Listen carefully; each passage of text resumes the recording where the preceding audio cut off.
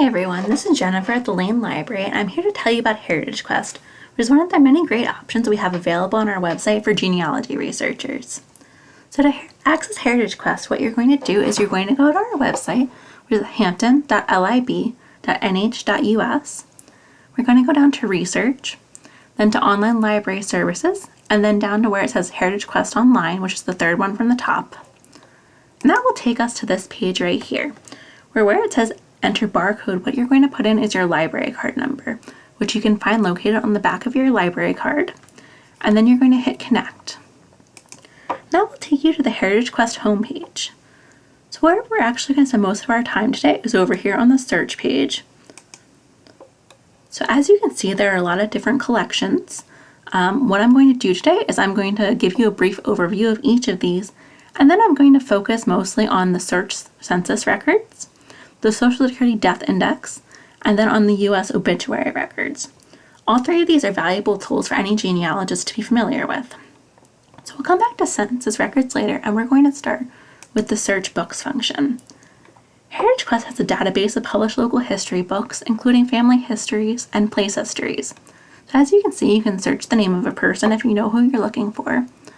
Also, as you're stuck at home, you can spend some time just browsing all these various history books, local history books that they have digitized. There are also the city directories. So city directories tend to give information like where someone lived, what their occupation was, and occasionally even date of death. And those are all good places to look. You can also look under will and probate records. So you can search state by state for various legal records. Just be aware that different states have different dates that are available. So that's something to be aware of. There's also a handy research guide that you can download if this is a type of research that you're unfamiliar with and you're just getting started. You can also search military records. So as you can see, HeritageQuest has a lot of pension records and a lot of other interesting collections. They tend to be very specific, like the records of Confederate war prisoners or Colombian military records. So if you are doing research in these specific areas, this is a great resource. So immigration research is another one where the collections are very specific, but there are collections like the New Jersey naturalization records, Ohio, and also records from outside of the United States like Belgium and Brazil. So again, another interesting place for you to look. Next is public records, where there are 2 volumes. The stuff in both volumes is from 1950 to 1993, and it has all kinds of interesting stuff like public records filings, change of address forms, so just miscellaneous kinds of records that you might not find in a lot of other collections. Next is Revolutionary War pensions, which is pretty self-explanatory. If you have an ancestor or someone else you're looking for who fought in the Revolutionary War, and you want to find out more about his pension, this is where you'd look. Next is the U.S. serial sets, which contains reports from the U.S. Congress, usually reports from committees dealing with proposed legislation. So if you're doing any kind of legal research, this would be a good place to look. Next is the Freedmans Bank, which is the records of the Freedmans Saving and Trust Company, which was a bank that was set up after the Civil War as a place where former slaves could save their money. They asked for a lot of personal information, like name, the family members, where you lived, where they were born. So this is a good place that you can look if that's the kind of research you're doing. And last is search cemeteries. So this uses findagrave.com. So if you're looking for a specific person's grave, either in the US or in a lot of other countries, this is where you would look. There's also maps and photos, so various research guides for those, and records from other locations outside the United States. So today we're going to focus on 3 areas. We are going to focus on, first we're going to focus on search census records. So we're going to go down to 1940 since that's the most recent one that's available. So this is a topical area of research since the 2020 census is currently happening as we speak. So the person we're going to use as an example today is Wheaton Lane, who's one of the reasons that the Lane Library is what it is today. So we're just going to put in his name. His first and middle names are Wheaton Joshua, and his last name was Lane. And we know that at some point in his life he lived in Hampton, New Hampshire.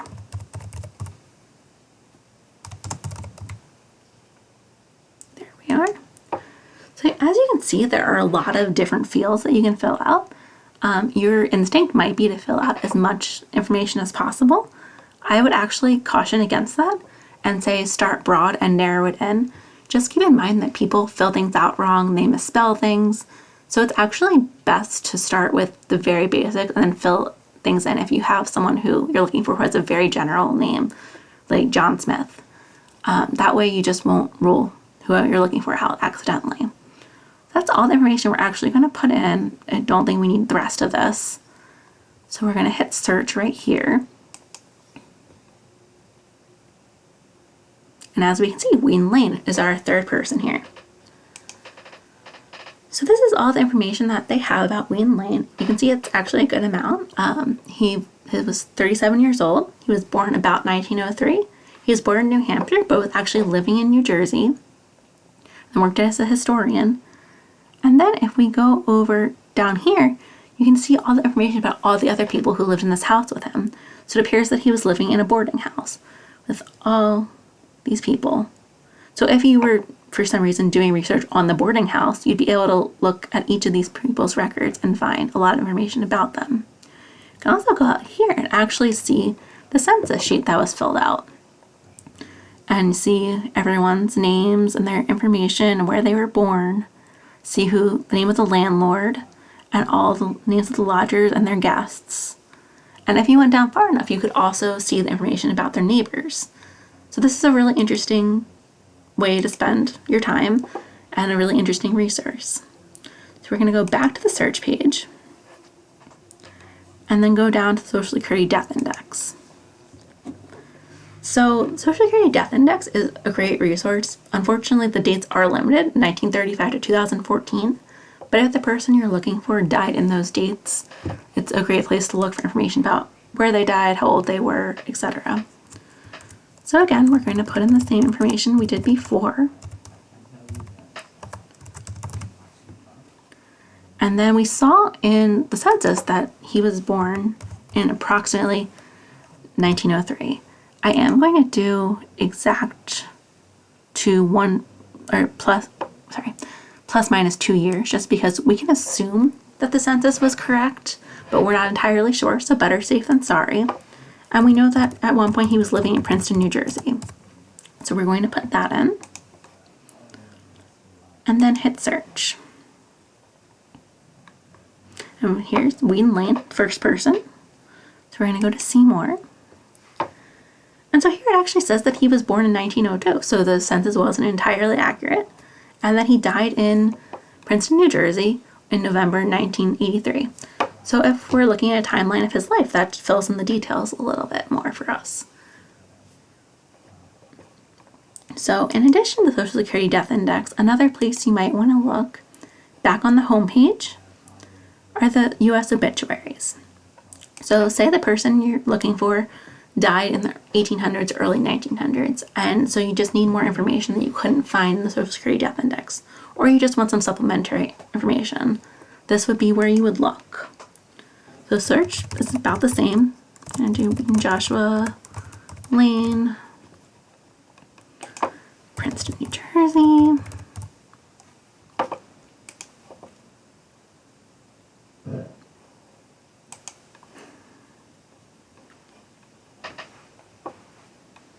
So as you can see, he actually has 4 obituaries that are listed here.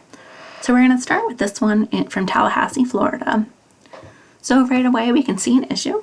This says that he was born in Princeton, Maine, which we can guess from the Social Security Death Index and the census is not accurate.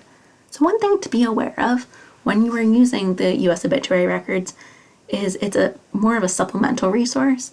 Metadata is harvested from obituaries, but unless you have a newspaper.com subscription, you can't actually see the obituaries. So the information that you find might not be accurate all the time. So always check your sources. If there are multiple obituaries listed, look at all of them and try to find any other information you can. But as a supplemental resource, it's a really good one. So this other one from Tallahassee, pretty much the same information. We can possibly assume that this is the same obituary, just listed twice. And then this Philadelphia one, we can also see things like Wheaton Lane as residence place, which we can, I think, assume is probably not entirely accurate.